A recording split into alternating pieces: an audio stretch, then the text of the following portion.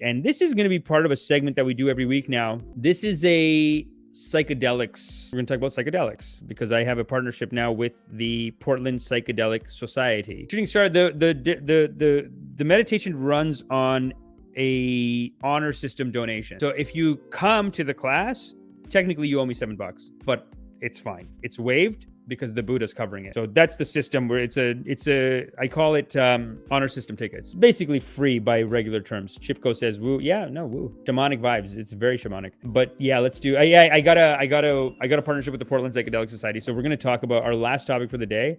I'll just set it up real quick. I was actually at a thing, and I basically have to completely make up a fake setup story for this because it is about people doing drugs, and then their husbands and wives will find out, and then I'm in trouble. You know what I mean? And then he ratted me out, and so I was like, I gotta make up a story. So basically, this guy who has, I'd say, a drinking problem. We're at a thing, but he's a very traditionalist. He's a conservative guy, but he has a bit of a drinking problem. And we're at a thing, and he's talking shit about these other people doing cocaine. They're doing cocaine in the washroom. And so he's making judgments. And I don't know why. I just assume that cocaine's got to be the worst thing in the world for you. So I just Google it. So I said, let me see what the actual thing is. I Google it. Turns out alcohol, we're talking about double, maybe 2 to 3 times worse than cocaine. And I remember when this guy was going on and on, I said, listen, buddy. I showed him the study and he goes, nah, you can't, come on. Look at this. The top one is alcohol. And these are all different types of damage that it causes. Let me make it big. These are the different types of damage that it causes. So if you look at here, it's like harm to others, harm to community, harm to family, all added up, alcohol worst, heroin, crack, and then meth comes in half the level. Then you got cocaine. So I remember this guy, he's going on and on about the thing. I show him the thing. He's like, nah, I don't want to. He just sees this and he goes, nah, you gotta drink. You can drink. Dude, I'm just having a couple of drinks here. But you see how people don't want to change their mind.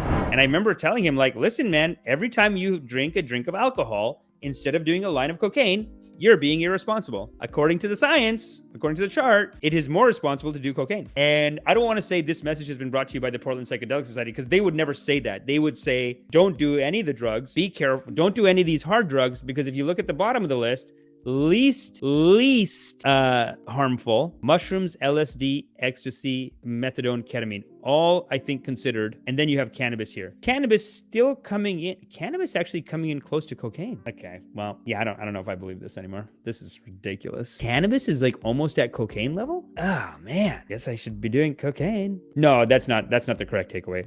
Okay, stop cannabis too. Fine, but ecstasy, LSD, mushrooms, very low impact. And if you're dealing with addictions from these top ones that are really bad, then these bottom ones can help you get off of those ones. And that's why you should think about psychedelics. It's very, be careful. Don't talk to your doctor. Talk to basically a local shaman is what you have to do. You have to talk to one of God's doctors. And I'm not sure, I just do meditation. Because meditation is actually the all-natural psychedelic. That's what it was like. When I went to this 10-day Vipassana silent meditation retreat, by day 4, it felt like I was a little drunk all the time. Like I was just in a light, loosey-goosey, silly mood. I was giggling and just having a great time. It was amazing. 10 days silent. And then I go to the bachelor party. The bachelor party, we had a blast, technically. But we're talking days at a time. People would have to sleep because they're fucked up. Too much top drugs, not enough bottom drugs, and not enough meditation. I was meditating, but the other people, they're not in meditation. So I don't know what to tell you. After day 3, on day 3 of the Vipassana silent meditation retreat, he did the full body scan. And that first full body scan, the first 3 days, we all walked out of meditation like we were like, like we're walking out of the gym, we're hurt, it's painful, whatever. Day 4, he did the full body scan.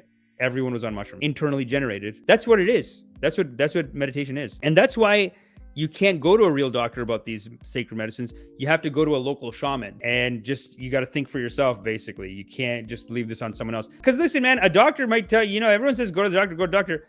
My buddy broke his leg. Doctor gave him, what is it called?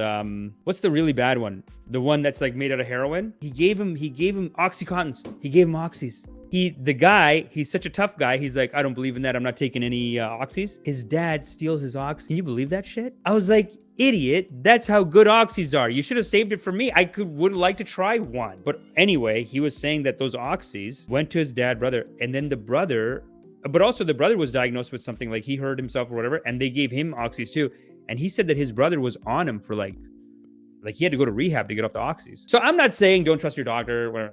I'm just saying psychedelics, think about it, find a local shaman, someone who's certified on the sacred medicines, speak to them, see what they say, see how you feel about it, because you do have to think for yourself ultimately. The legal stuff is all way behind on this. So you got to think for yourself. You got to think about your life. And I think you have to be realistic with yourself about what drugs you're on. Because like I said, even the guy who I was telling you about, where he's an alcoholic, but he's just like, you gotta drink cocaine, it's wrong, you can't do cocaine. I'm telling him, and then those guys got excited because I was telling him, like, dude, cocaine's like half of 1/3 as bad as alcohol. And I'm telling him, and these other cocaine guys are like, aha, see that? But then I found another article that says if you mix cocaine and alcohol, that's really dangerous. Mixing the two, that's really bad. Don't ever do that, because then your chances of dying are through the roof. The point is that there's give and take.